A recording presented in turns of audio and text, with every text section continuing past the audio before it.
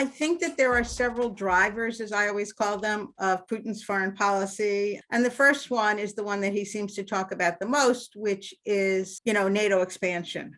I think that is a driver, but I do not agree with some of my international relations theory colleagues who argue that it is the sole motivation of Putin's foreign policy and driving the attack on Ukraine.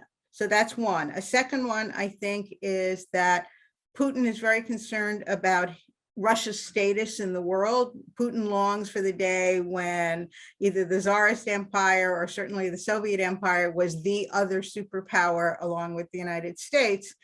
And I've never met the man. I can't tell you that, I'm deep inside his head, but I do think that he feels that unless or until Russia controls what the Russians call the post-Soviet space, doesn't mean recreating the Soviet Union, but being the regional hegemon in that part of the world, that somehow he is not co-equal to the United States and is not one of the great powers.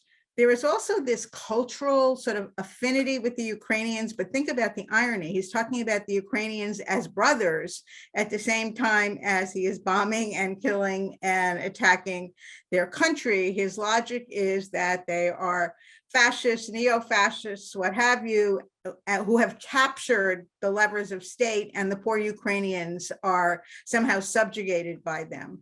I think what he's doing by that is recreating the World War II mythology.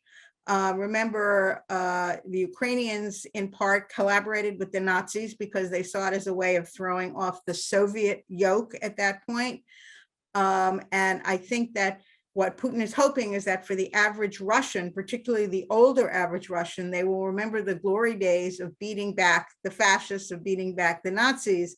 And that kind of legitimates the attack on Ukraine today, if indeed he's fighting fascists.